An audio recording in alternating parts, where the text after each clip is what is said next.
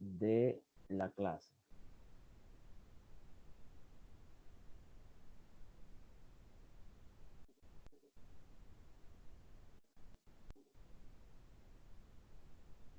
Vamos a compartir la pantalla. Hoy vamos a hablar sobre el diencéfalo y el telencéfalo, Dios mediante.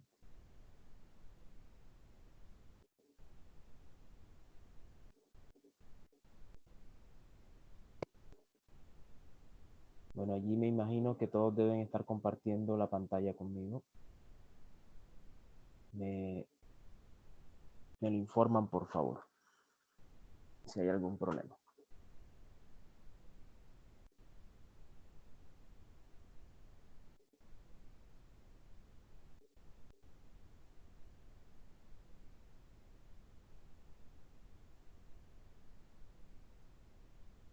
Cuénteme, ¿hay algún problema?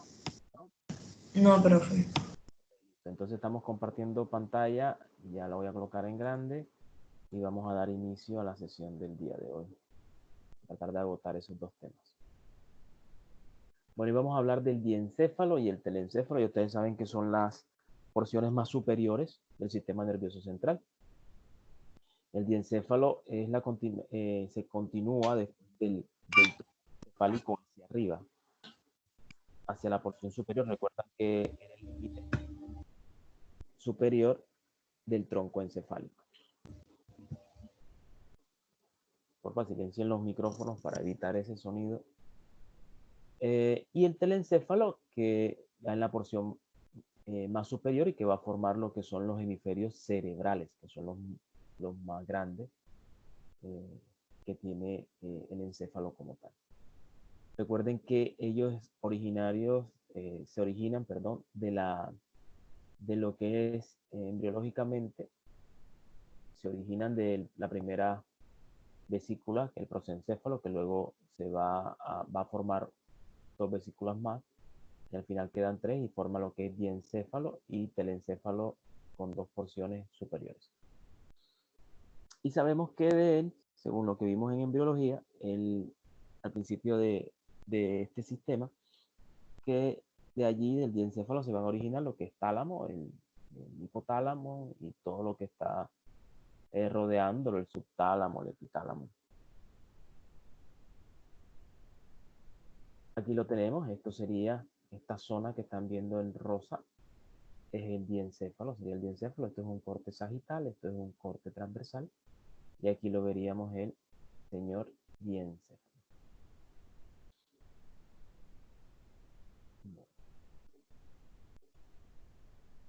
Aquí tenemos otro corte sagital y vamos a delimitarlo. Entonces, esto sería el diencéfalo, todo esto que estoy señalando acá, vamos a colocarle marcador, vamos a resaltarlo con marcador, todo esto sería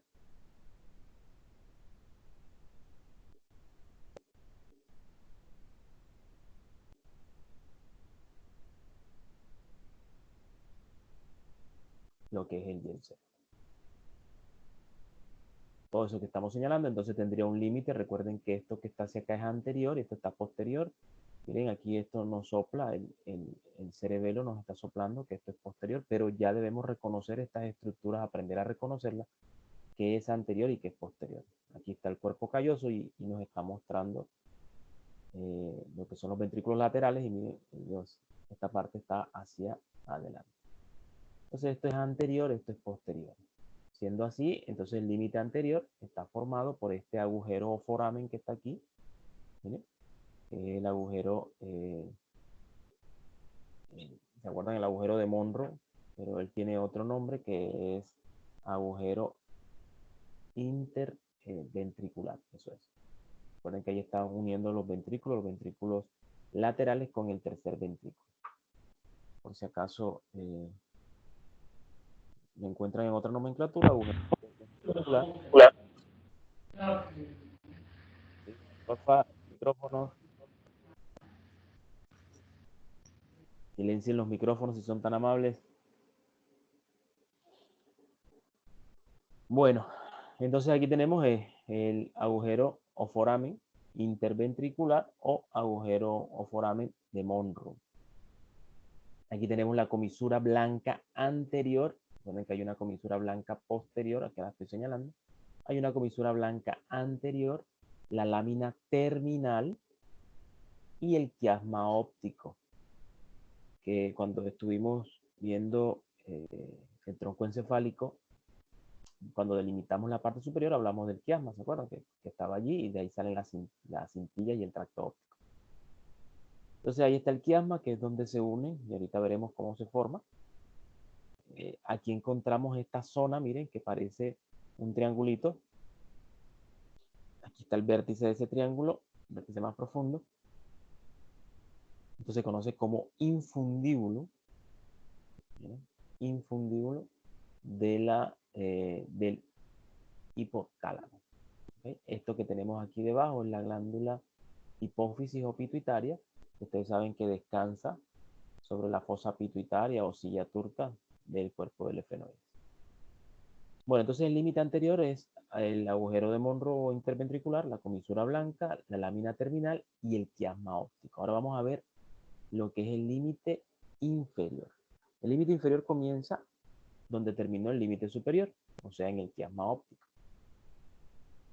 Quiasma óptico, luego el infundíbulo. Recuerden que este infundíbulo es del hipotálamo, que es esta zona que está aquí.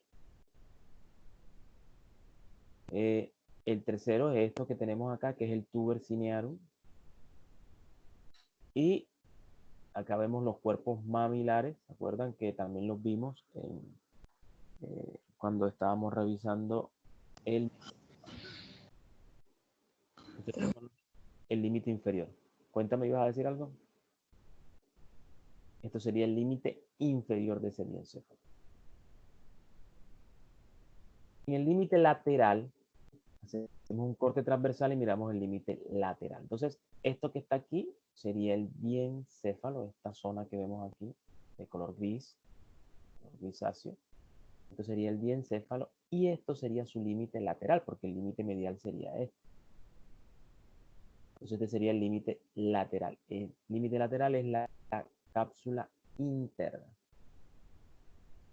La cápsula interna. Ahora, ¿qué importancia tiene la cápsula interna? De aquí bajan las fibras que bajan de la corteza cerebral, fibras motoras, que bajan a lo largo, recorren lo que es la cápsula interna y van a bajar a lo largo de todo el trayecto anterior del tronco encefálico y van a formar lo que son las pirámides al final. Por ahí baja la vía córtico-espinal, porque comienza aquí en la corteza y recuerden que es la vía motora consciente, la vía córtico-espinal, pasa por aquí, por la cápsula interna. Aquí también hay unas coronas radiadas que después hablaremos de ellas. El límite superior. Entonces el límite superior, que sería esta zona que está encima del tálamo como tal, son los plexos coroides y la tela coroidea, que aquí no se nota mucho, pero aquí en este corte transversal sí. Esta es la famosa tela coroidea. Esta solita que ustedes ven acá, miren que está más medial. Y los plexos coroides. Acuérdense que los plexos coroides nos ayudan a la formación del líquido cefalorraquídeo. En este caso, aquí en el tercer ventrículo, pero acuérdense que esto que está aquí es el tercer ventrículo, porque los primeros y segundos, o sea, los ventrículos laterales, son estos que están acá arriba. Entonces, este sería los plexos coroides. Y eso sería el límite superior. Entonces, el diencéfalo básicamente está dividido en 4 porciones. En un tálamo, que es la porción más voluminosa y como más central. En un hipotálamo, recuerden, hipo debajo, entonces es la porción que está debajo del tálamo. El epitálamo, quien lo rodea, y el subtálamo, quien está por debajo del tálamo y del tálamo y el epitálamo. El tálamo es un centro de relevo de información sensitiva. Creo que ya lo habíamos hablado, que a él debe llegar toda la vía sensitiva, o sea, toda la vía propioceptiva, debe llegar a él todo lo que son las ramas sensitivas que van subiendo a través de esas vías ascendentes que van a través de la médula espinal y del tronco encefálico. deben llegar al tálamo. Y el tálamo es quien decide hacia qué área de la corteza, según sea el estímulo, decide a qué área de la corteza debe dirigirse. Algo así parecido a lo que ocurría con las células de Purkinje en el cerebelo. Entonces tenemos aquí el señor tálamo. Es un centro de relevo de información sensitiva. Recuerden toda la sensibilidad, todo lo que se percibe de los receptores externos de nuestro cuerpo debe llegar al tálamo. Y él decide a qué área de la corteza debe ir para que sea interpretado ese estímulo. Entonces depende, si es visual, se va hacia la corteza del lóbulo occipital, si es motor hacia el área 4 y así sucesivamente.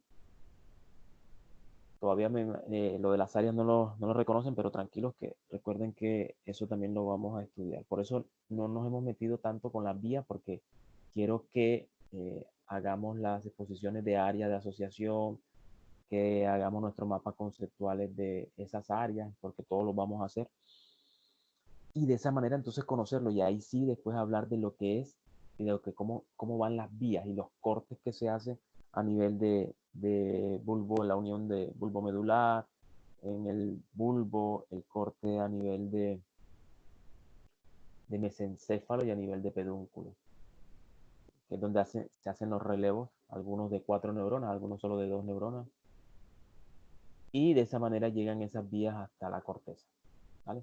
Pero eso lo vamos a, cuando ya lo conozcamos bien y conozcamos los pares craneales, que también debemos hablar la semana que viene de ellos,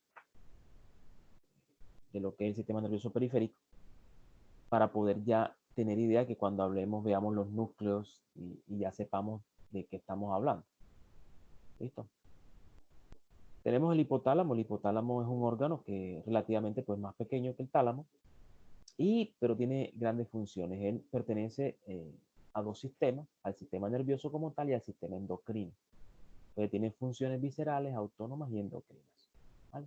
Controla muchas funciones de nuestro cuerpo, controla lo que es hambre, sed, controla, eh, hace parte del control de niveles hidroelectrolíticos, de agua y de electrolitos en nuestro cuerpo. Eh, Controla sueño también, ritmo circadiano, tiene que ver con ese ritmo, frecuencia cardíaca, presión arterial, también controla de manera autónoma. Y endocrinamente, pues produce todos los factores de liberación de hormonas, que ya se consideran hormonas, y todos los factores inhibidores de hormonas. Además de eso, también dos hormonas especiales que son la antidiurética, antiguamente conocida como vasopresina, y la oxitocina. Esas dos son producidas por el hipotálamo y todos los factores de liberadores de hormonas y factores inhibidores de hormonas que veremos en el sistema endocrino, que es el último tema de este semestre. Ahora lo revisaremos como desde el punto de vista anatómico y desde el punto de vista del sistema nervioso. El epitálamo está formado por lo que es la vénula, la glándula pineal, que es bien importante, ¿se acuerdan de la producción de melatonina? Tiene sensibilidad luminosa indirecta. ¿Cómo así? Pues cuando hay luz, cuando estamos con luz directa, luz plena, se inhibe la producción de melatonina, pero cuando tenemos luz tenue o también oscuridad, comienza la liberación de melatonina y nos ayuda con el sueño y toda esta parte, esta glándula.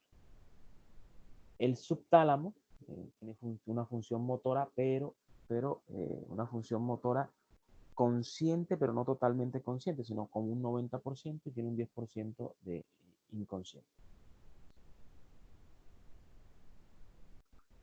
Aquí lo tenemos en colores. Tenemos, miren, y ahora sí, el tálamo de rojo.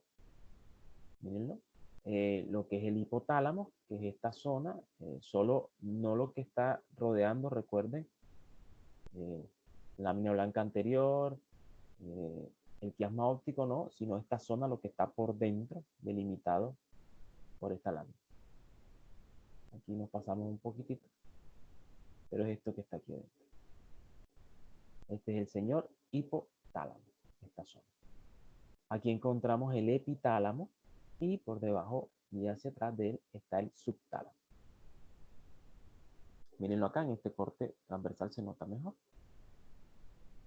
Hipotálamo y subtálamo.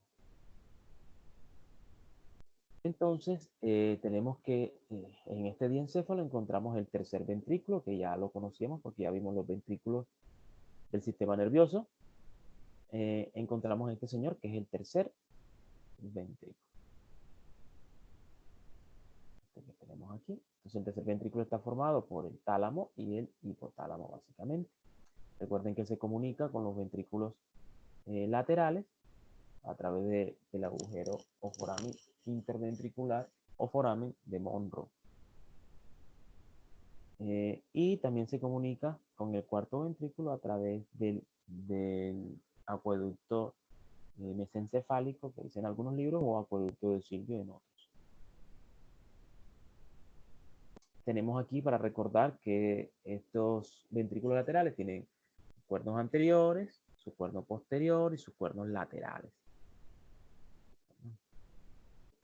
Otra cosa importante, miren, aquí ven algo en el centro, ¿verdad? Algo que perfora a ese tercer ventrículo. Eso que perfora es esta parte que tenemos acá, miren, aquí se ve en alto relieve, que se conoce como adherencia intertalámica. Y es lo que permite que los dos tálamos se adhieran a esta zona. ¿Bien? Adherencia intertalámica. Veamos el señor quiasma óptico, que es esta zona que está aquí.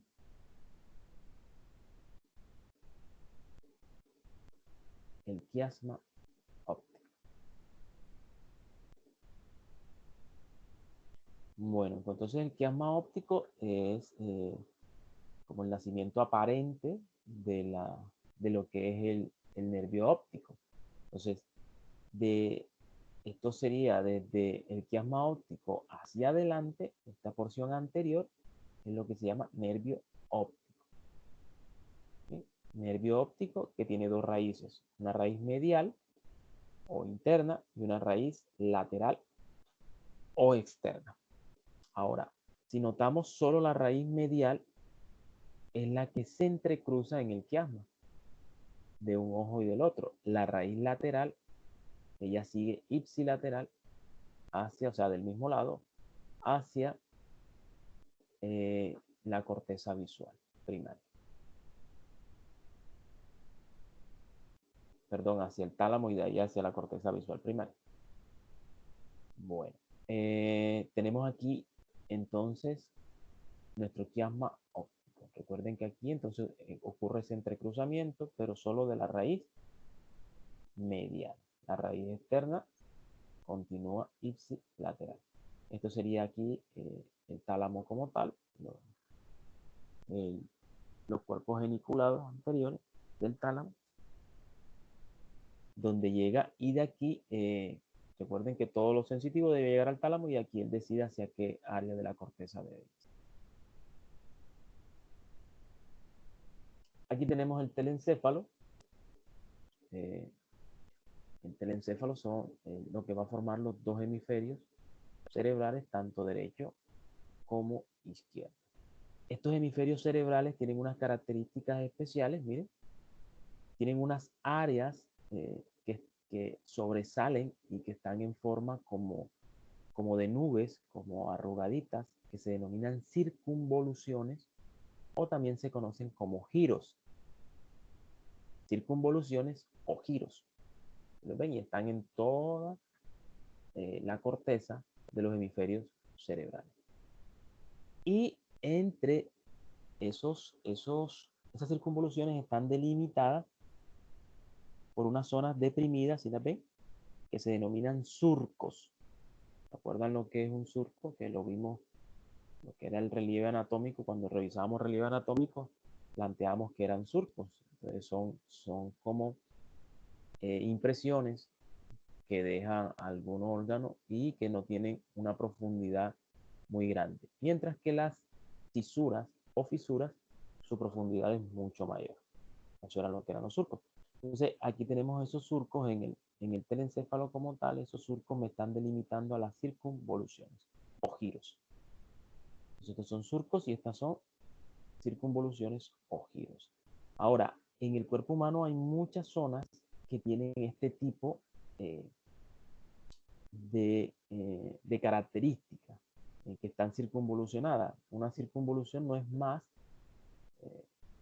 que un doblez o sí, un doblez o cuando se arruga una zona. Por ejemplo, cuando tenemos en nuestra mano, si planteamos, tomamos un pañuelo en nuestra mano, el pañuelo no cabe, o una hoja de papel, el área sería mucho mayor. Vamos a tratar de dibujarlo un poco.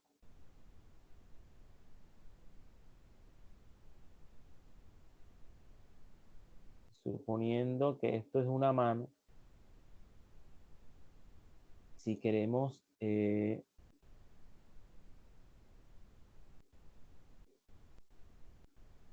en esa mano quepa una hoja de papel,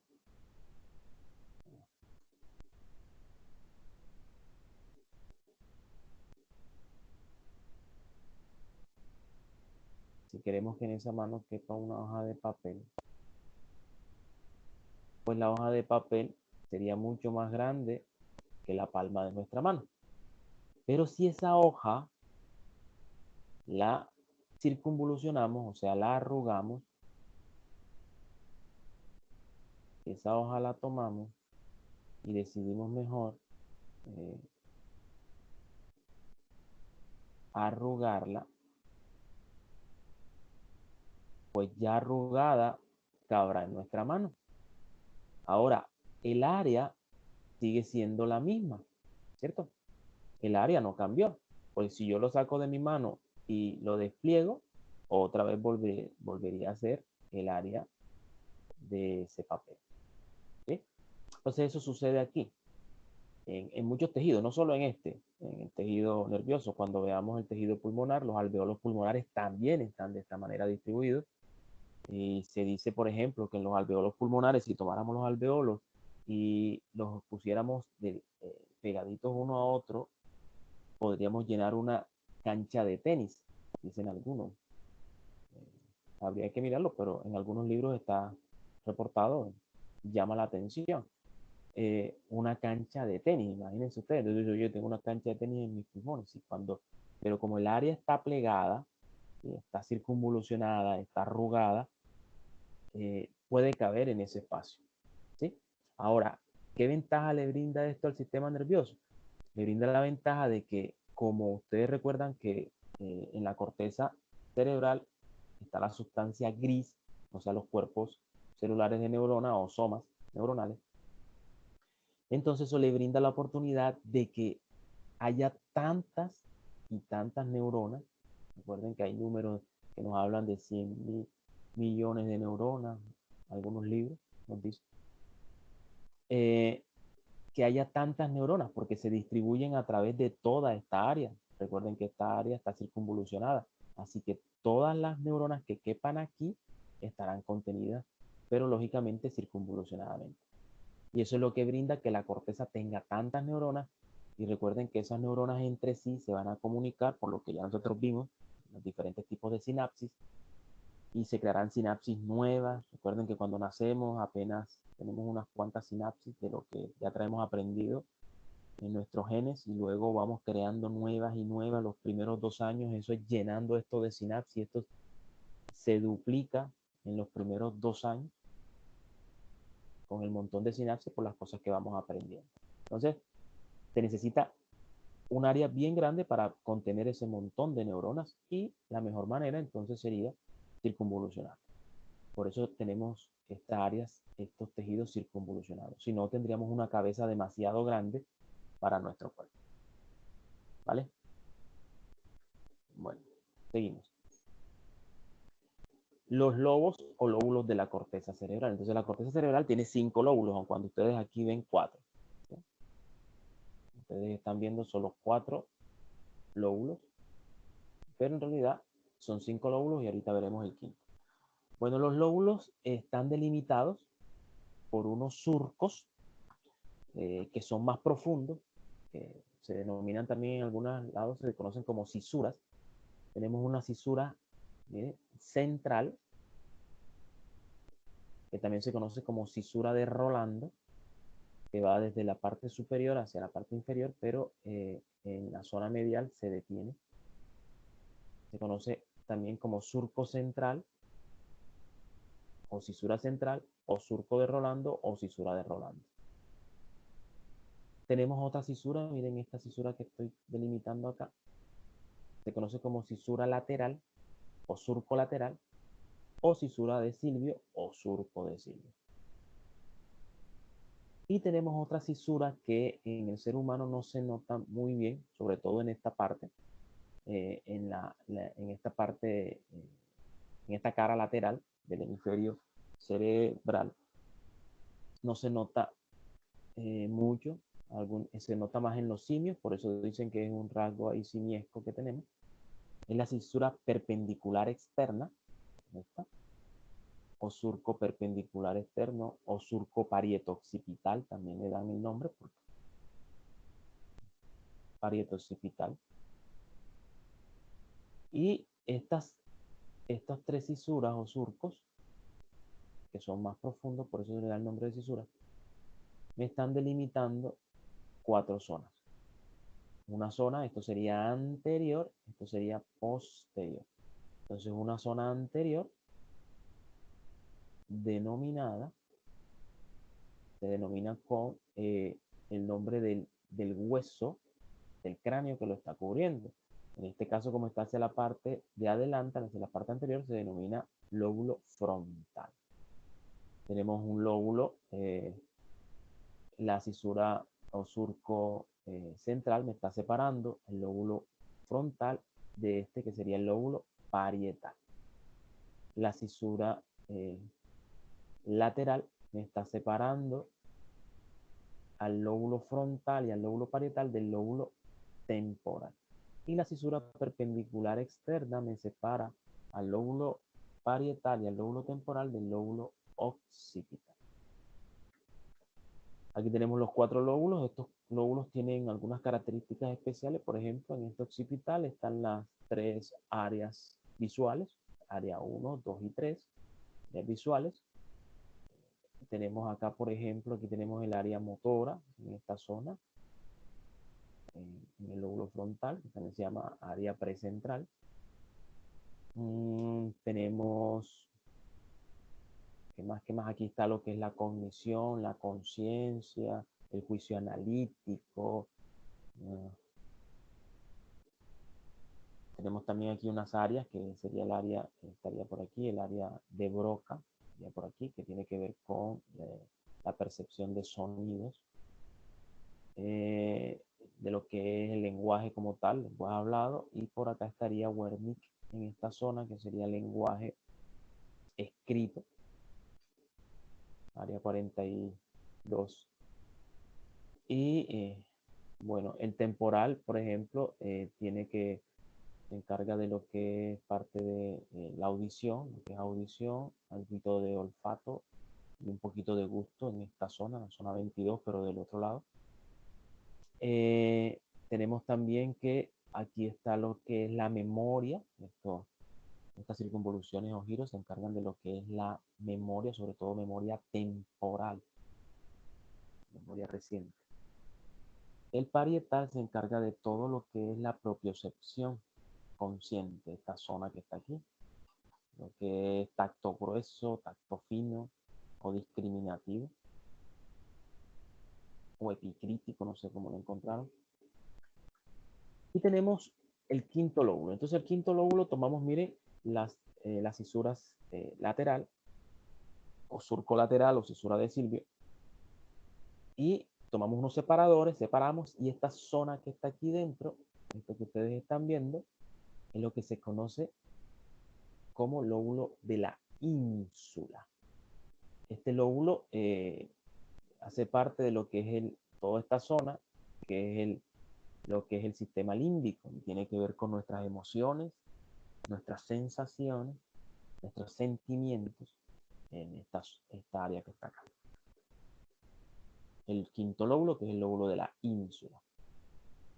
Bueno, hablando de los hemisferios han sido divididos. Ya vemos aquí, ¿se acuerdan lo que les dije de lo que eran surcos? Y lo que son giros o circunvoluciones. Son estos.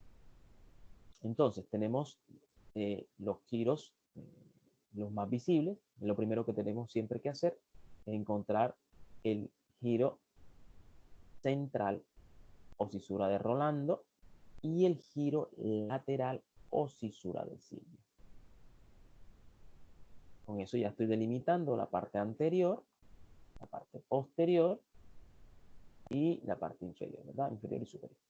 Listo, esto me está delimitando entonces. Si vemos hacia acá, esto sería lóbulo frontal. Toda esta zona, vemos aquí hasta adelante, ya nosotros la hemos delimitado como lóbulo frontal. ¿Quién me la delimita? El surco central. Bueno, por delante de ese surco central encontramos en este lóbulo, en el lóbulo frontal, encontramos, miren, 1, 2 y 3 surcos más. ¿Lo ven? Azul claro. Bueno, azul, esto sería como azul aguamarina. Esto, violeta. Entonces encontramos 3 surcos. Un surco que es vertical, que va paralelo, miren, al surco central y se denomina surco pre. Como esto es anterior, pues esto, todo lo que esté antes de él será pre-central. ¿Sí? Surco central, surco pre-central. Estamos hablando solo del lóbulo frontal. Surco pre-central, es vertical, paralelo al surco central. Y encontramos 2 surcos que son prácticamente oblicuos. Algunos le dicen en algunos libros horizontales. Que son el surco, los surcos frontales. Entonces, un surco frontal superior y un surco frontal inferior. Como ya conocimos que los surcos me están delimitando a las circunvoluciones o giros, quiere decir que estos surcos me están delimitando 1, 2, 3 y 4 circunvoluciones o giros. ¿Sí? Me van siguiendo, ¿verdad? Si alguna cosa me dicen, porque esto necesitamos que quede bien claro.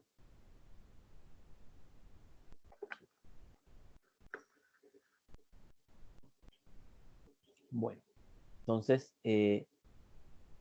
como ya dijimos que ellos delimitan, entonces me están delimitando, fíjate, hay 3 surcos, uno vertical y 2 horizontales o oblicuos. Algunos dicen oblicuos en algunas nomenclaturas, otros dicen horizontal. Y ellos me están delimitando 4 giros, perdón. Hay 3, entonces hay 4 giros. 1, 2, 3 y 4 giros. Este giro que está antes del surco central y entre el surco precentral se denomina giro precentral. ¿Eh? Y esto es el área, controla todo lo que es el área motora consciente. Se conoce que en las áreas de Brodmann, para aquellos que ya están investigando, porque ese es su tema, la reconocen como el área 4, ¿verdad? Área 4, el área motora. También se le conoce como área premotora, en algunos libros, a otros le dicen precentral, esta zona que está aquí. Aquí está el área motora 1 y el área motora 2. Una me dice el movimiento y la otra me discrimina cómo debo hacer ese movimiento.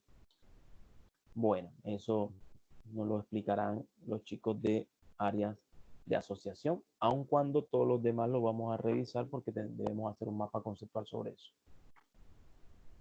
Bueno, entonces... Profe, nosotros estuvimos investigando y nos aparecía como córtex también. El córtex es corteza. El córtex es corteza. Entonces, todo sería corteza, todo. El córtex.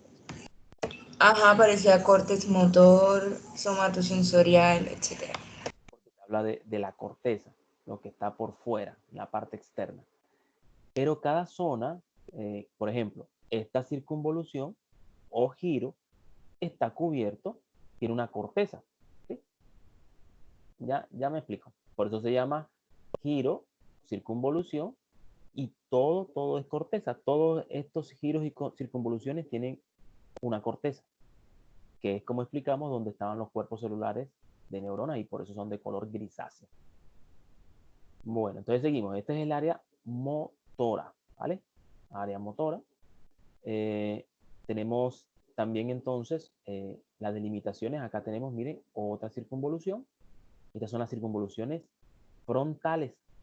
Habrá una frontal superior, esto es sencillo, frontal media y una frontal inferior. La frontal inferior tiene tres zonas. ¿Vieron? Ya ha sido delimitada en tres zonas. Miren, partimos siempre de aquí. Vamos a ponerle otro color. Déjenme, le colocamos otro color a esto. Partimos, no, negro, no puede ser.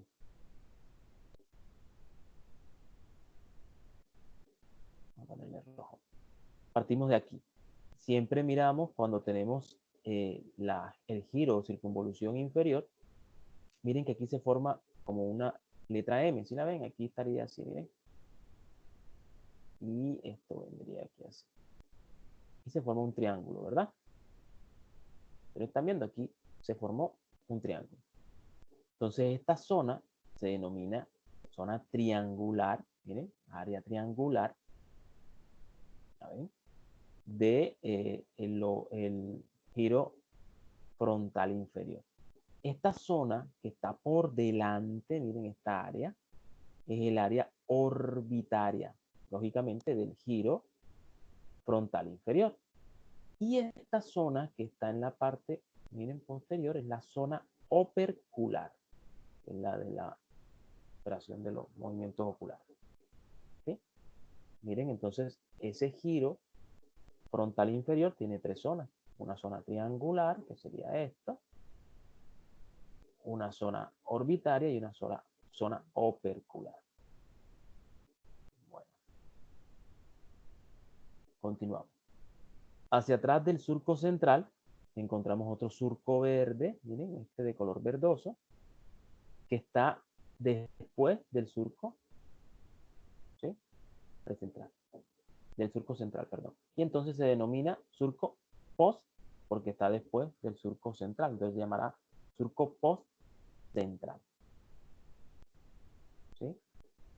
Y aquí encontramos una área, miren esta área que vemos aquí, se conoce como giro postcentral o giro, también se conoce como giro somestésico, porque este es el área somestésica, todo lo que es sensibilidad propioceptiva consciente, tacto fino o discriminativo, epicrítico, todo esto llega acá. Todo lo que viene de los núcleos de Gracil y de cuneiforme, ¿se acuerdan? Allá desde el bulbo, que veníamos subiendo, que trae lo que son las fibras ascendentes, que vienen los cordones posteriores, va subiendo por eso, primero fascículos y luego núcleo, que también se conoce como núcleo de Gall y de Burdash en algunos libros, que nosotros los estudiamos acá, bueno, de las dos maneras, porque siempre estudiamos los nombres de las dos maneras, y que traen todo lo que es la sensibilidad, lo que reciben nuestros corpúsculos de Meissner que están en la piel y nos los traen a esta zona. Aquí tenemos, ahí hay tres zonas sensitivas, tres áreas como tal, área 1, 2 y 3. Tenemos también, entonces, esta zona que se conoce como giro post-central. Bueno, por aquí en el lóbulo temporal, miren, en el lóbulo temporal encontramos dos surcos. Aquí están en azul claro.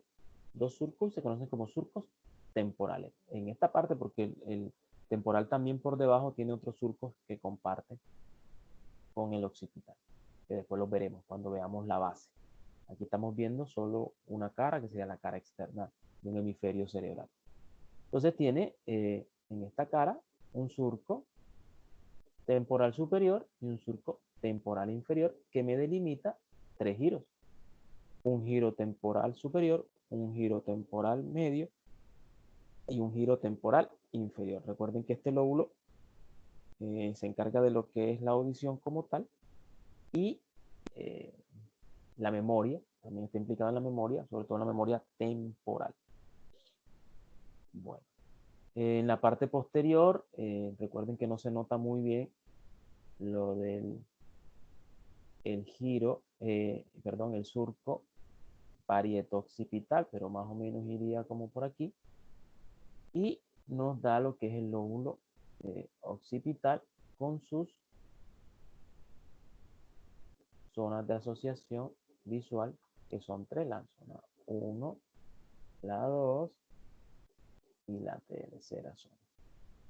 Uno me permite decir si estoy viendo algo, llegó una imagen, el otro los otros dos se encargan de discriminarme qué imagen es, y el otro me dice, oh, sí, tengo una imagen, esta imagen, y el otro, la tercera, me lo asocia con mi memoria. Entonces busca los recuerdos que tengo en mi memoria y dice, ah, eso es tal cosa. Así como cuando a veces hacemos esos exámenes que estamos recordando, eso yo lo he visto, y entonces usted recuerda.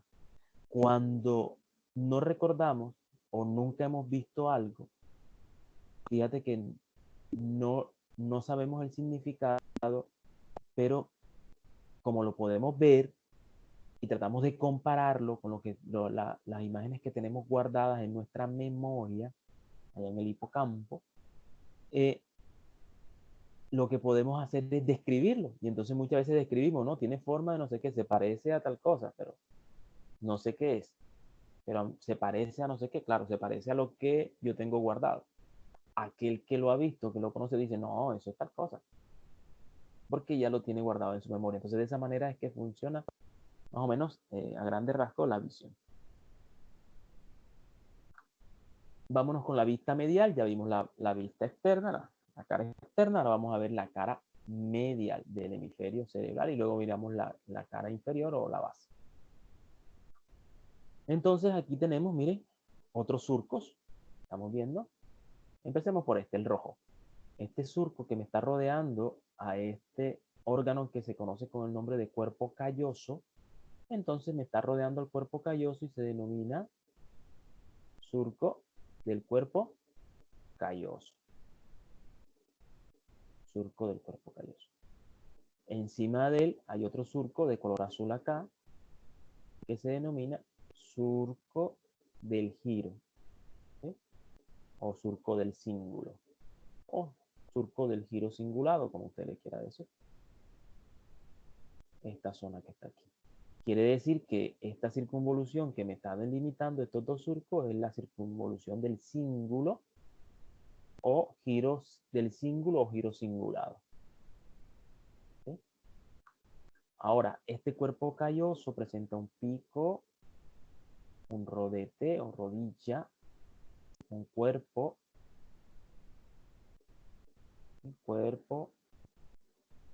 rodete o rodilla y un pico.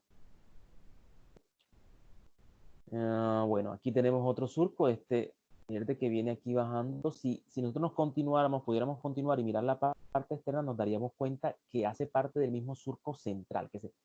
Si lo pudiéramos ver, la parte externa es como la continuación que viene del surco central o cisura de Silvio, ¿se acuerdan? Es este que tenemos aquí. Y este surco recibe el nombre de surco marginal. Surco marginal. ¿Vale? Entonces fíjate que el surco marginal se junta con el surco del cíngulo.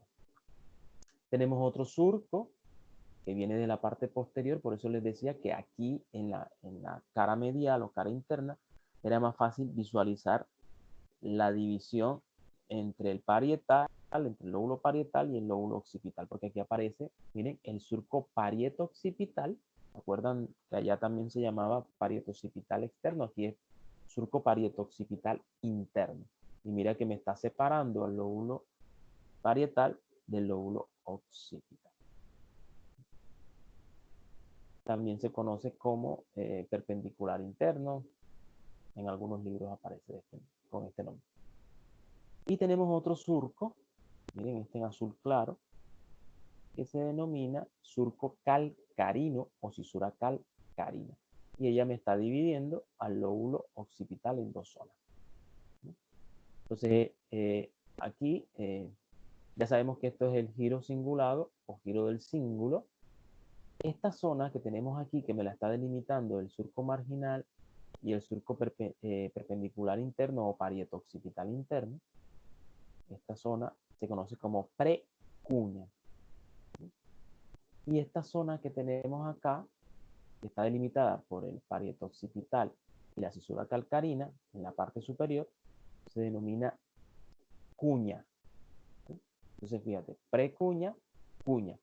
Y lo que está debajo de la cisura calcarina se denomina giro lingual. ¿Okay? Este es el giro lingual. Continuamos. En la vista basal o cara inferior vamos a encontrar otros giros. Miren este giro aquí azulito, que se conoce con el nombre de surco, surco olfatorio. El surco olfatorio, si ustedes miran de este lado, por allí transcurre lo que es la cintilla olfatoria. Primero, lógicamente, el bulbo y luego la cintilla olfatoria. Y forma un surco, que entonces se conoce como surco olfatorio. Por ahí va a discurrir el nervio olfatorio. Tenemos también este surco, el surco colateral. ¿Sí? Surco colateral y el surco lateral superior. Surco colateral y este que tenemos acá, el lateral superior. Miren que están en el lóbulo temporal y también se continúan hasta el lóbulo occipital. Ahora, este surco colateral me está delimitando esta zona que vemos aquí, que es bien importante, que se conoce como giro parahipocampal. Miren, parahipocampal, viene de para, que está al lado de o alrededor de hipocampal, de hipocampo. El hipocampo es una zona que pertenece a lo que es el sistema límbico, que ahorita vamos a ver un poco de ello. Y se encarga de lo que es la memoria como tal, el hipocampo. Este señor es el que decide qué recuerdo usted guarda y cuál no, dependiendo de sus de usted mismo, de cada uno de nosotros, de lo que a nosotros nos gusta. Por eso usted siente que a usted se le graban más fácilmente algunas cosas que otras, porque esas cosas que se le graban, bueno, todo se graba, pero en realidad esas cosas que usted las graba y las tiene y las consigue rápidamente en su memoria, lo puede hacer porque el hipocampo sabe cuáles son sus gustos. Entonces, usted dice, oye, pero yo solo recuerdo facilito. Y hay otras cosas que me cuestan trabajo, claro, porque él decide, según sus gustos, dice, pero es que esto no es interesante para usted o para mí. Y entonces esas cositas nos cuestan mucho más trabajo recordarlas. Pero recuerden que él graba todo, todo queda grabado, todo está ahí guardado en la memoria. Lo que hay es que para buscarlo, ahí es donde las asociaciones para poder buscarlo, es donde comienzan los problemas. Por eso usted dice, pero es que yo me acuerdo que yo lo leí, yo lo vi, yo eso lo sé, yo lo tengo en la punta de la lengua, porque sabe que está allí. Pero para poder asociarlo y traerlo conscientemente es difícil. Entonces, eso hace el hipocampo, decide qué recuerdo se guarda y cuál no, según los gustos de cada persona. Entonces, esto se llama giro parahipocampal. Y esta zona que ustedes ven acá, que parece una bola, esto se llama uncus. Eso hace parte de lo que es el hipocampo. Se llama uncus. Se llama parahipocampal porque, recuerden, lo está como rodeando al hipocampo que está aquí debajo. Estos giros que tenemos acá, miren, que se formaron del giro colateral y del giro lateral, se conocen como giros occipito-temporales. Entonces hay un occipito temporal medial o interno y un occipito temporal lateral o externo. Y ellos... Pero esa persona que tiene que memoria fotográfica, ese, ese afecta el, lo que usted mencionó de la vista basal ahí. Bueno, afecta la vista basal como tal, no. Recuerda que quien se encarga de la memoria como tal es este señor. ¿Eh? La memoria fotográfica quiere decir que es capaz de asociar sus recuerdos y traerlos rápidamente, conscientemente, a, a la parte consciente. ¿Sí? Vuelvo y te repito, todo lo que tú ves, lo que tú lees, lo que escuchas, lo que percibes, todo lo que percibes con tu olfato, con tu gusto, todo eso tú lo guardas. Eso queda guardado. Recuerda que hay dos memorias, aunque esto es fisiología como tal, pero bueno. Hay dos memorias, una memoria reciente o temporal y una memoria tardía, que es aquella que traemos desde todo lo que hemos ido guardando en todos los años desde que nacemos. Profesor, pero eso no sería memoria de largo plazo. Eso, la memoria a largo plazo. Todo eso es lo que es la memoria tardía como tal, esa es a largo plazo. Ahora, todo lo que, vuelvo y repito, todo lo que vemos, lo que oímos, todo lo guardamos, eso queda guardado. Ahora, lo que es la memoria fotográfica como tal es la facultad de poder asociarla y traerlo conscientemente rápidamente. Eso es lo que es la memoria fotográfica como tal. No significa que usted no guardó. Yo no tengo memoria fotográfica, yo no guardé, usted lo guardó y lo tiene ahí guardado. De hecho, fíjate que cuando se utiliza la hipnosis, se hace regresiones, tú comienzas a recordar muchas cosas. ¿Oyeron? Además, esto es un tema un poquito más álgido porque aquí habría que meter también lo que son los elementos protectores del yo. ¿Sí? Hay unos elementos que ayudan a proteger al yo. Por ejemplo, cuando hay eventos que nos marcan en nuestra vida, eventos que son dolorosos, entonces existen se conocen como mecanismos de defensa del yo.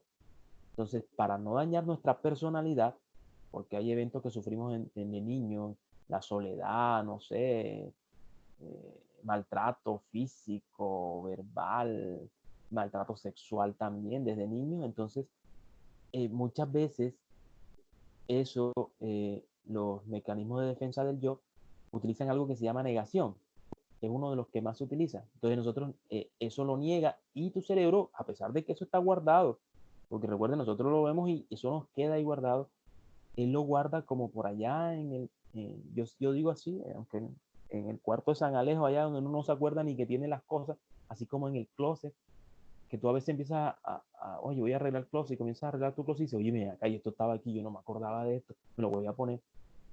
Así, tenemos cosas que están guardadas allí.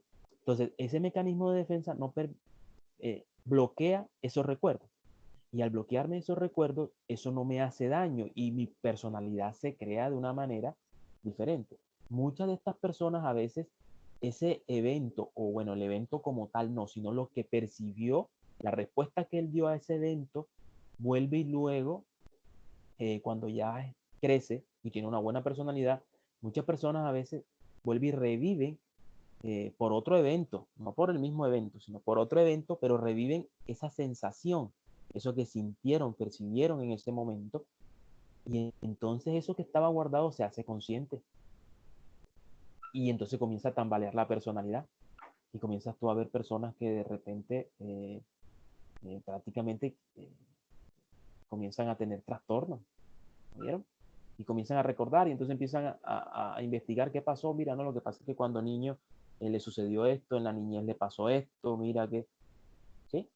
a manifestar trastornos de pánico, que es uno de los más comunes, me parece, no quiero salir, no quiero salir, y cuando salen comienzan a dar gritos, trastornos de ansiedad, y comienzan entonces a trabajarle, a investigar, y se dan cuenta de que había cosas guardadas, que por ejemplo un evento puede ser un accidente de tránsito, que intentaron robarle, y eso, esa sensación que sintió de impotencia, no sé, de fragilidad, que sintió en ese momento cuando era niño y vivió ese evento, al percibirlo, le trae ese recuerdo.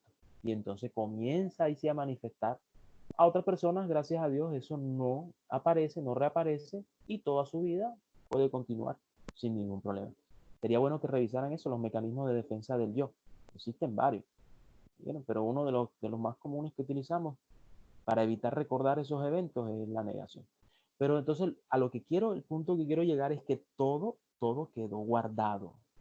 Esta clase ustedes la tienen guardadita plena en su hipocampo. Ahora, el cuento es cómo la traigo a ser consciente cuando de repente eso no me interesa de mucho.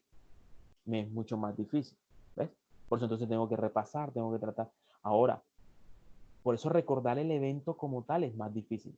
Pero si yo aprendo a comprender y a asociar cosas que me llevan a recordar ese evento, me es mucho más fácil.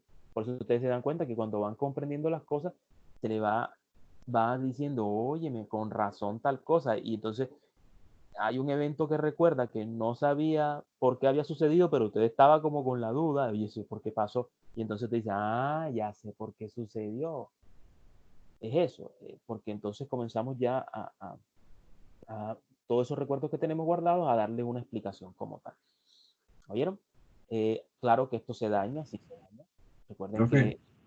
Ajá, me acuerdo una vez viendo una serie de medicina, o sea, de cirujanos, el neuro tocaba el hipocampo y era una persona muy, muy anciana. Y la persona empezaba a hablar como en francés, periódicos que había leído cuando era pequeño, y él era un español. ¿viste?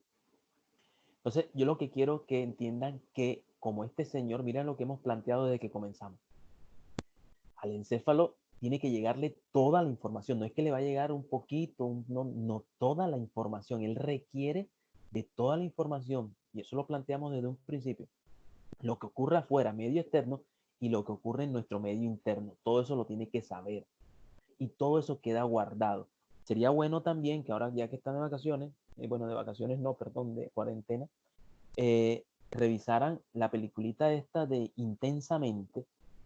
Eso les da una idea bien chévere de cómo ocurren las cosas. Una película de dibujos animados que se llama Intensamente. ¿Sí la han visto? Me imagino que sí. Sí, profe. Sí, profe. Sí, señor.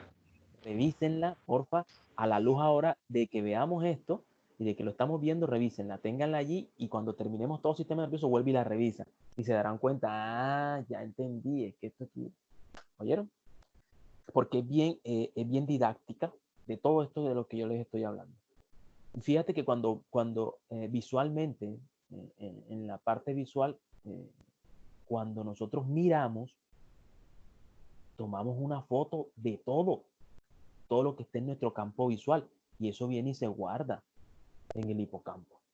¿Vieron? ¿Cómo así? Así como les estoy diciendo. Lo que pasa es que nos pasa como cuando tomamos una foto, estamos en la playa tomando una foto, entonces ahí tomamos una foto y tomamos la foto, y sí, estamos concentrados viendo a la persona que le vamos a tomar la foto, pero después cuando venimos a ver la foto, en la foto aparece detrás otra persona que no queríamos que saliera, de pronto una persona con la barrigona hacia afuera, ¿sí? Un señor de estos con la barriga hacia afuera, otro que estaba ya rascándose la cola, y ahí quedó, y tú dices, no, friegue, me dañaron la foto. En el momento que tú tomaste la foto, tú estabas pendiente o sea, concentrado en la persona que le estabas tomando la foto, y no veías lo que estaba alrededor. Pues cuando miramos, todo queda guardado igual, pero nosotros eh, estamos concentrados en una parte, en un punto fijo de toda esa foto que estamos tomando. O sea, cuando me refiero a la foto, estoy hablando del campo visual, ¿vieron? O sea, de todo lo que está en mi campo visual, yo vengo y estoy pendiente de algo. Por eso muchas cosas a mi alrededor no las veo. Sería bueno que miraran, hay un programa de Nat Geo que se llama, ahí, tiene algo que ver con el cerebro. Yo les digo, en estos días, yo generalmente, eso me lo vi hace rato, está en Netflix y también está en Claro Video. Lo tienen allí, ¿cómo es que se llama? No recuerdo el nombre, pero yo les digo, en estos días les digo, yo lo busco y les digo, ¿vale? Ahorita mismo les digo, ahorita lo busco. Pero entonces allí van a encontrar muchas explicaciones y van a darse cuenta que, por ejemplo, un mago, ¿se acuerdan esos trucos de magia que se hacen? En donde la atención, el mago me conduce a que tenga atención en un lado, en otro lado, para que yo no vea lo que él está haciendo en otro lado. Por eso me dicen, nada por aquí, yo me voy para allá como un bobo, nada por acá, yo así como un bobo. Y por de otro lado está haciendo algo. Me está haciendo que concentre mi atención en un punto de mi campo visual. Y por eso no me doy cuenta de lo que sucede alrededor. Y ahí se van a dar cuenta, ahí hay los primeros capítulos son fantásticos porque nos llevan a decir, oye, sí, verdad que sí, que nosotros cuando estamos solo concentrados en algo no vemos las otras cosas alrededor. Pero no significa que no estén ahí, están y están sucediendo y de hecho están guardadas. Fíjate que hay reportes de personas que ven accidentes o algo y de pronto dicen, bueno, es que yo no recuerdo porque yo estaba allí presente, pero yo estaba mirando, por ejemplo, estaba mirando una niña eh, que me gusta y tal, yo la estaba mirando y entonces no me di cuenta de lo que sucedió. Otro dice, no, yo estaba mirando, era que ahí están haciendo unas hamburguesas que a mí me fascinan y yo estaba pendiente era de eso, y no, pero estaba allí también. Y muchas veces estas personas las colocan a concentrarse, a hacer unos ejercicios de relajación y a tratar de traer a su parte consciente esos recuerdos porque sabemos que están guardados allí. Sabemos que desde que lo viste, de lo que lo escuchaste, eso está guardado. Lo que hay es que buscar la manera de traerlo. Desde ahí, lo que les hablaba de los experimentos, no sé si a este grupo, con el olfato como tal. El olfato, este nervio olfatorio, uno de los sentidos eh, que más nos ayuda con el que más fácilmente podemos recordar cosas. Sí, un estímulo muy pequeño de esto nos lleva a recordar cosas, por eso cuando sentimos el aroma de un perfume, el aroma de un alimento, uno enseguida se remonta a, a épocas de una, pero eso es una cosa fantástica, porque es que él directamente, miren aquí dónde viene, y directamente miren con quién hace relación. Aquí miren, aquí donde están las estrías, miren con quién hace relación, con el hipocampo. Por eso es bastante fácil. Claro que hay que investigar más sobre esto. Sería bueno mirar, oye, cómo puedo yo, a través de olores, poder recordar, por ejemplo, la clase de telencéfalo y que me quede ahí comprendido a través de olores y con olores poder ir recordándolo. Sería como una investigación fantástica. Bueno, ¿alguna otra pregunta? ¿No? Seguimos. Ya casi estamos terminando. Aquí tenemos el nervio olfatorio que hablábamos, miren. Este señor posee, miren, esta parte más voluminosa que se denomina bulbo olfatorio, el tracto olfatorio y las estrías. Y aquí encontramos este espacio, miren que acá, porque aquí está el puntero, aquí se ve mejor, este espacio que tenemos acá es el espacio perforado anterior. ¿Se acuerdan que ya habíamos visto el espacio perforado posterior, este que estaba aquí? ¿Se acuerdan? Que lo habíamos visto donde estaban los tubérculos mamilares. Entonces aquí tenemos el espacio perforado anterior. Aquí tenemos áreas de la corteza, áreas del neocortes, áreas del cortes, áreas corticales. Tenemos, miren, las áreas visuales, 1, 2 y 3. Tenemos esto, el área somestésica, área sensitiva, 1, 2 y 3. El área motora. Tenemos aquí las habilidades del lóbulo frontal, la inteligencia, conciencia, pensamiento, análisis, todo eso está acá. Aquí tenemos lo que es el área auditiva, la 1 y 2. Fíjate que generalmente las áreas 1, por ejemplo, me perciben el estímulo. Sí, estoy escuchando algo. Y el área siguiente me lo discrimina, me dice, ah, que tú estás escuchando una canción, oh, suena bien. Generalmente sí, o sea, escucho, percibo un sonido, ¿cuál es? No, todavía no sé. Claro que eso sucede mucho más rápido, pero así, del área 1 solo me dice, sí, hay un sonido. Y luego el otro es quien me discrimina, ah, que ese sonido es esto. Por aquí en esta zona está lo que es el área de lenguaje, el área 42, el área de Wernicke, el lenguaje escrito, que cuando nosotros nos hablan en nuestra mente vamos haciendo imágenes de eso que nos están hablando. Aquí tenemos, mire, área 41 y 42, que es el área de la audición, fíjate, área auditiva, lóbulo temporal. Tenemos el área de Broca, lenguaje verbal, aquí, en esta zona, en la zona frontal, lo que hemos aprendido del lenguaje, cómo aprendemos el idioma. El área somestésica, que es esta 1, 2, 3, aquí, lo que hablábamos, el giro o central, área de Wernicke, lenguaje, olfato, área 34, pero no se ve en la parte externa bien, sino en la parte interna, miren aquí. Olfato. Visión 17, 18 y 19, miren aquí, y también en la parte interna está 17, 18, 19, 17, 18, 19. Todo lo que es el lóbulo occipital se encarga de lo que es visión. El gusto, tenemos el área 43, aquí, está en esta zona donde, miren, hay parte somestésica, motora, está entre el lóbulo parietal una parte, el lóbulo frontal y un poquitito del lóbulo temporal. Bueno, entonces aquí tenemos las diferentes áreas que ustedes nos hablarán de ellas. El grupo, la señorita que me habló ahorita, lo que ellos son. Sustancia blanca del telencéfalo. Ahora, el telencéfalo también tiene una sustancia blanca, ¿vale? Esta sustancia blanca del telencéfalo se divide en tres.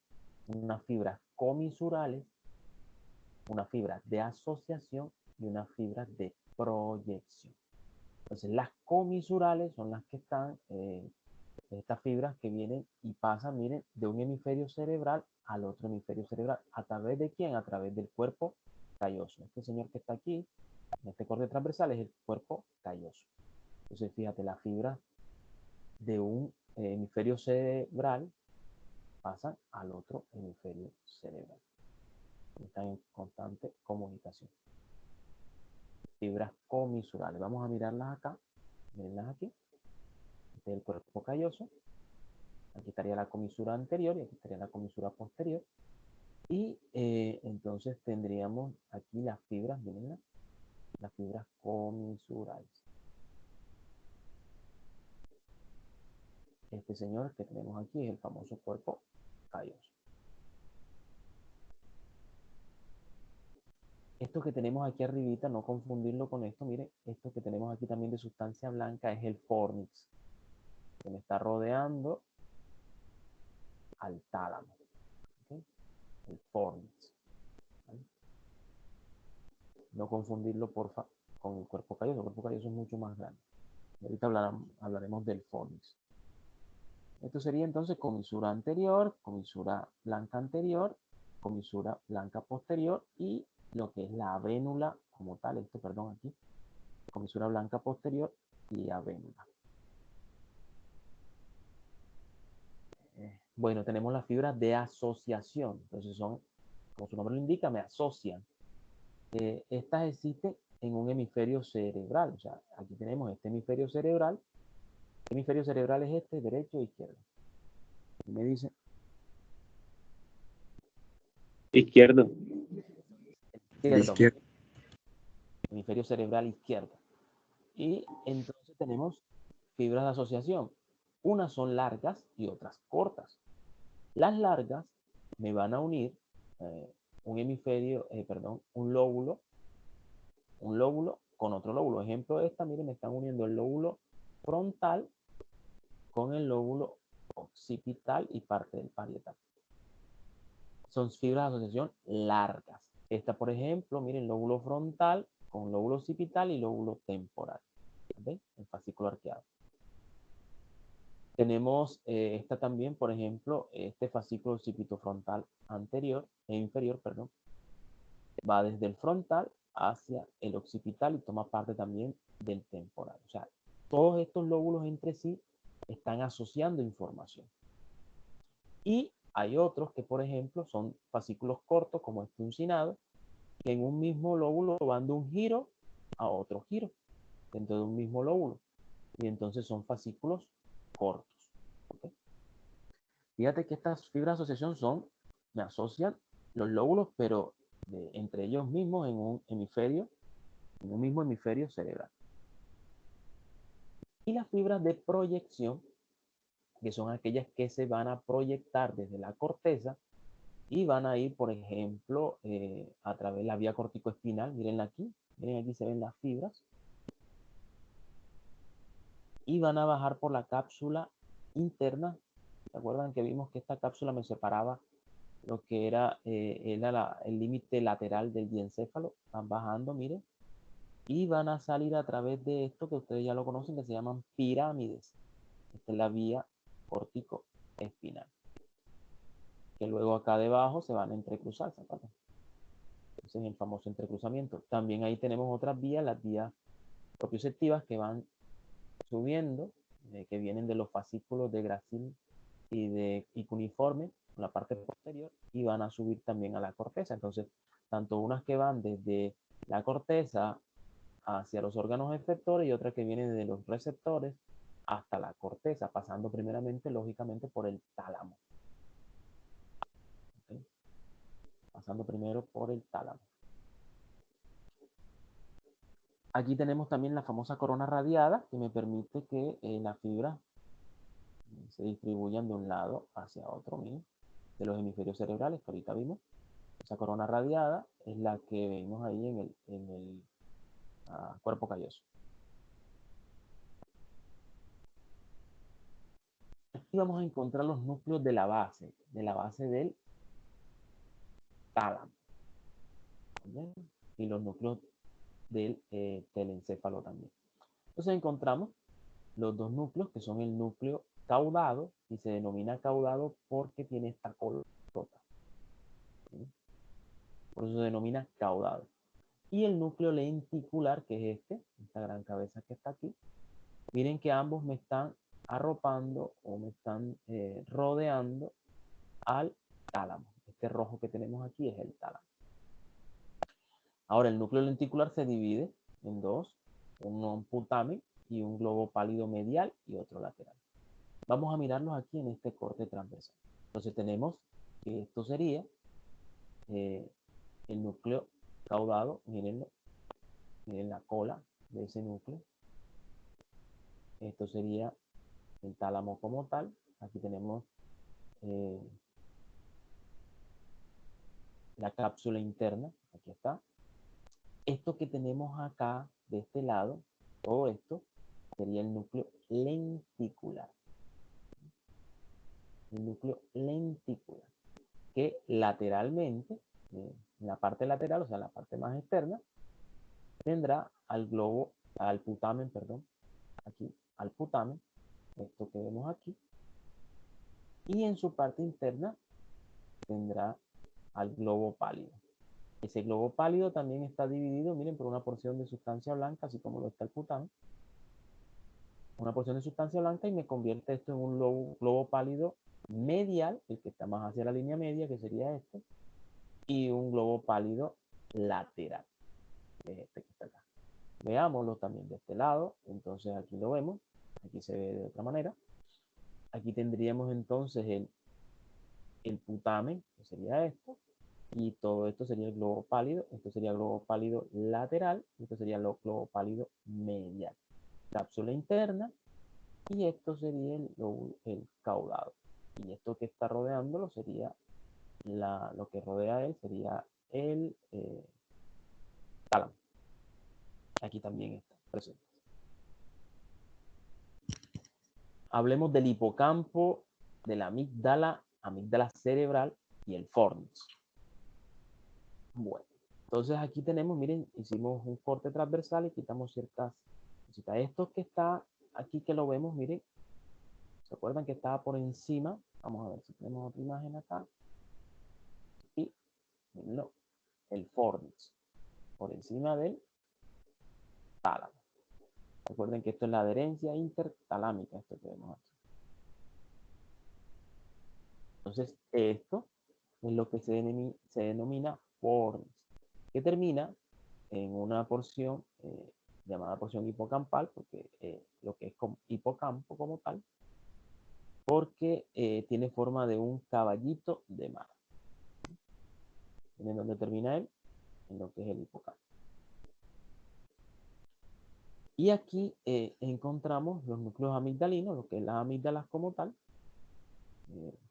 Esto todo pertenece a lo que es el sistema límbico, que, ¿se acuerdan? Dijimos que era el sistema de las emociones, sensaciones, sentimientos, eso que no podemos medir, que por qué nos ponemos tristes, por qué alegría, por qué lloramos de repente.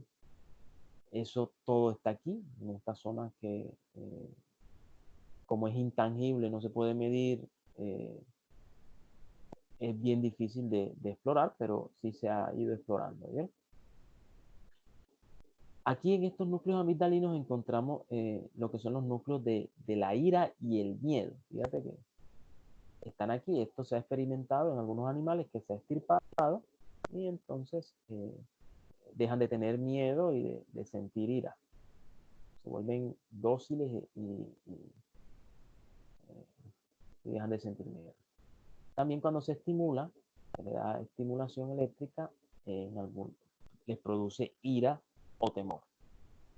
Esto se utiliza mucho, son los que funcionan cuando, sobre todo en animales, cuando se experimenta con ellos para domesticarlos, para hacerlos que hagan trucos y ese tipo.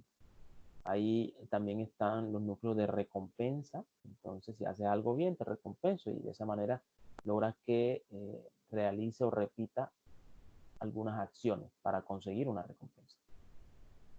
Tenemos también entonces el hipocampo, del cual ya hablamos, que se encarga de lo que es la memoria. ¿Sí? La memoria como tal.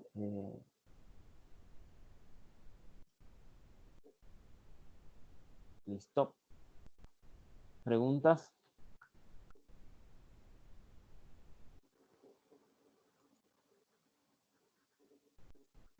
¿Alguna pregunta? No, profe. ¿Una pregunta? No, profe. Okay. El grupo 32, ahora se le abre la tarea para que envíe y hagan su mapa conceptual y lo envíen. Recuerden que el día martes tenemos quiz a primera hora y después van a comenzar a trabajar en el próximo mapa conceptual, que es de sistema nervioso periférico, sus autónomos. Comienzan a trabajar ese día y van a terminar el día de la práctica. O sea que si no lo acabaron, no hay problema, lo pueden dejar. Los del grupo 31 y 33 tienen plazo hasta las 7 de la noche del día jueves. ¿Sí? Fue 20, ¿qué? 20 algo. Ahora no recuerdo. Profe, una pregunta, ese de mapa conceptual de nervio periférico versus autónomo, solo hay que hacer mapa conceptual del periférico. Sí, porque ahí pertenece al autónomo. Lo que pasa es que les coloco así, porque en algunos trabajan con bibliografía, encuentran en bibliografía que todavía lo tienen dividido en periférico y autónomo, pero la bibliografía moderna te dice que es el mismo periférico, que se divide en somático y autónomo. Entonces yo les coloco así porque muchas veces les coloco solo sistema nervioso periférico y entonces me hablan solo de los pares craneales y de los nervios raquídeos. ¿vale? Es por eso, entonces que les coloco ahí para que entiendan que también deben incluir el autónomo. Ah, bueno, profe. ¿Qué otra cosa? Yo creo que por ahí el 25 estamos arrancando con las exposiciones. ¿Oyeron? Listo, profe. Nos vemos. Bendiciones, cuídense. Gracias, profe, igualmente.